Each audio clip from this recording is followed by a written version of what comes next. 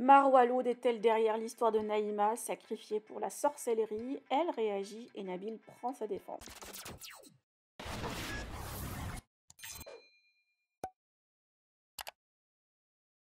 Lors des 2 épisodes de Nabil sur l'affaire de Marwa Loud et de l'artiste, il a évoqué l'histoire de Naïma, une fillette violée et tuée dans la région de Zaghoura au Maroc.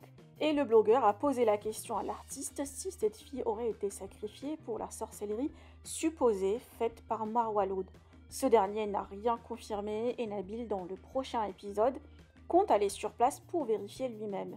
Mais la toile a vite cru que Marwa l'aurait fait, ce qui a poussé les internautes à réagir violemment sur les réseaux avec des commentaires très désagréables.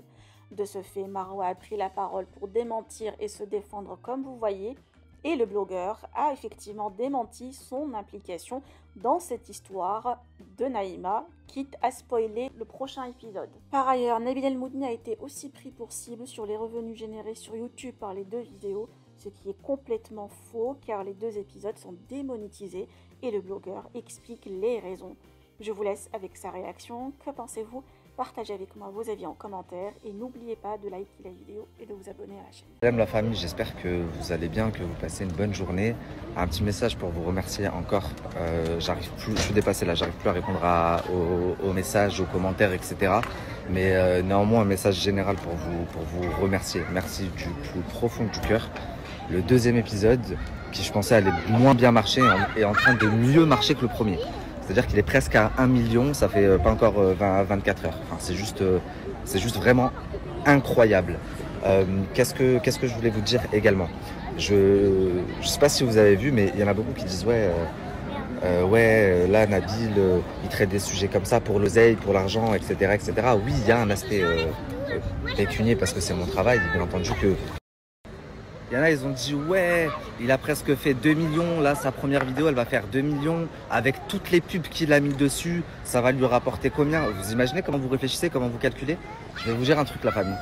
Wallah, que les 2 vidéos, putain les enfants ils font que crier à côté, que les 2 vidéos elles sont inéligibles. J'ai envie d'aller les botter comme c'était mes gamins, crier comme ça dans la rue.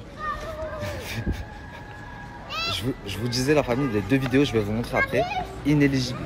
Une, parce que j'ai mis un extrait du clip de l'artiste, va et vient, de 30 secondes, même pas de 15 secondes. Donc la maison de disques a récupéré les droits. Ils ont demandé les droits et donc ils ont récupéré. Donc c'est eux qui vont être payés, je crois. Et la deuxième, vu qu'à la fin, j'ai mis un extrait de Touche pas mon poste quand ça parle des enfants Zohri de l'affaire Lola. Pareil, un extrait de 15 secondes. Bah, Canal+ a demandé les droits de la vidéo. Donc tous les vues que je suis en train de faire et toutes les pubs que vous voyez, c'est pour eux, c'est pas pour moi.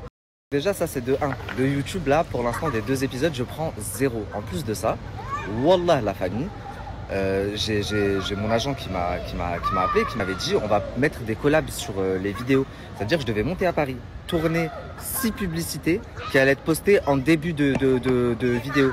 Cet épisode est sponsorisé par telle marque, cet épisode est tourné par telle marque. J'ai tellement tardé, vous me mettiez tellement la pression la famille, que j'ai dit non tant pis, les 2 premiers épisodes on les fait sans sponsor. Donc je les ai balancés comme ça. Et c'est pour ça que je vous ai dit que le 3e sortait que dimanche. D'ailleurs, regardez, je suis complètement honnête. Donc, sur les 2 premiers épisodes, tout le travail que j'ai fourni, machin et tout, il m'a rapporté concrètement 0. Vous comprenez?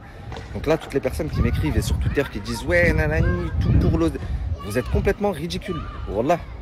Et même limite, ça me met la haine parce que tout le travail que j'ai fourni, au final, comme je vous ai dit, sur une vidéo, c'est la maison de disques qui récupère et sur l'autre vidéo, c'est Canal+. Et du coup, au-delà de l'aspect financier, parce que oui, comme je vous ai dit, moi je vais pas vous mentir, je suis pas de dire ah non, pas du tout.